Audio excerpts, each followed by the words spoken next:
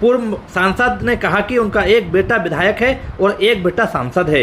हालांकि उन्होंने राम मंदिर चढ़ावा चोरी पर उन्होंने कहा कि गलती तो हुई है, इसकी जांच हो रही है। सबसे बड़ा दोषी कौन है, इस सवाल पर उन्होंने कहा, मैं कह रहा हूं कि गलती तो हुई है। कुछ नाम सामने आए हैं, कुछ और नाम सामने आएंगे। सबसे जिम्मेदार व्यक्ति चंपत राय वहां पर थे, उनका इस्तीफा हो गया है। अभी किसी जांच में वो दोषी नहीं पाए गए हैं, इसकी आड़ में विपक्ष शिकार कर रहा है। सोहना में 60 साल पुराने अवैध कब्जे पर चला बुलडोजर। 250 मकान ढहाने के बाद 80 लाख से बनेगी बाउंड्री वॉल। पर्यटन विभाग की 9.5 एकड़ भूमि पर से अवैध कब्जा हटाने के बाद बाउंड्री वॉल निर्माण कार्य शुरू हो गया है। विभाग की इस भूमि के चारों ओर 6 फीट ऊंची दीवार का निर्माण करेगा, जिसके लिए लगभग 80 लाख रुपए खर्च होंगे। स्थानीय अधिकारियों के अनुसार पिछले 10 दिनों से बाउंड्री वॉल का निर्माण कार्य चल रहा है। एक तरफ दीवार का निर्माण पूरा हो चुका है, जबकि दूसरी तरफ का कार्य जारी है। बाउंड्री वॉल का कार्य पूरा होने के बाद इस भूमि पर पर्यटन को बढ़ावा देने के लिए योजना तैयार की जाएंगी। उल्लेखनीय है कि पिछले लगभग 6 दशकों से इस भूमि पर लोगों ने अवैध रूप से आलीशान कोठियां और मकान बना रखे थे। पीर और पहाड़ कॉलोनी में करीब 250 घर अवैध रूप से बसे हुए थे, जिनमें कुछ असामाजिक तत्वों ने भी कब्जा किया था। प्रशासन ने बुलडोजर के माध्यम से इस भूमि पर स्थापित सभी अवैध निर्माणों को जमींदोज कर दिया है। इस कार्यवाही में 10 जेसीबी और भारी पुलिस बल के साथ नोडल अधिकारी RS बाट ने कार्रवाई को अंजाम दिया।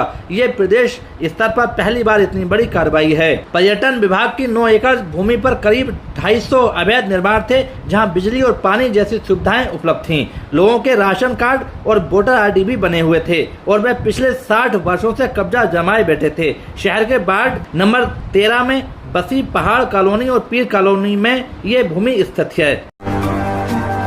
भट्टे पर ईंट ढोने वाला बना अफसर। अपमान के थप्पड़ के बाद थाना बेइज्जती भरी जिंदगी से निकलना है। जिस दिन SSC का रिजल्ट आया, सतीश अपनी मां के गले लगकर खूब रोए। वे आंसू लंबे संघर्ष, गरीबी, चुनौतियों को पार करके सफलता हासिल करने के थे।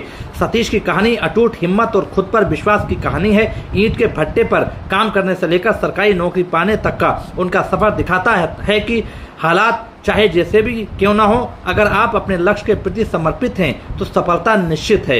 ईंट के जिस भट्टे पर जन्म हुआ, वहीं पूरी दुनिया हो गई थी। हाथों में किताबों की जगह मिट्टी और ईंटें होती थी।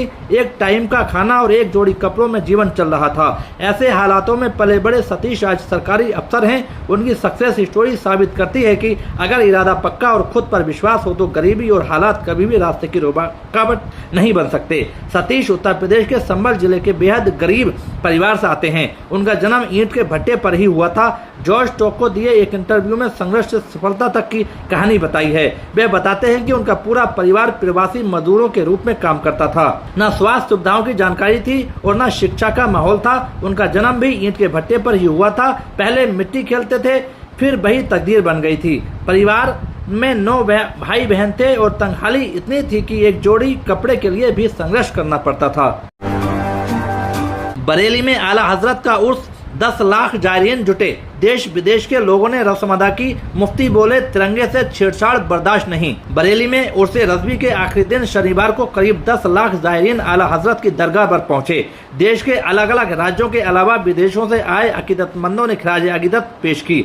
आज सुबह से ही दरगाह और उस स्थल पर भीड़ जुटने लगी थी। कुल शरीफ की रस्म अदायगी के बाद देश दुनिया में अमन, भाईचारे, खुशहाली और लोगों की सलामती के लिए दुआ की गई। देश विदेश से आए उलेमा और सजानशीन ने पैगंबर इस्लाम की तालीम और आला हजरत की शिक्षाओं पर बात की। मुफ्ती ने कहा कि देश के तिरंगे के स्वरूप वैसा ही दिखना चाहिए।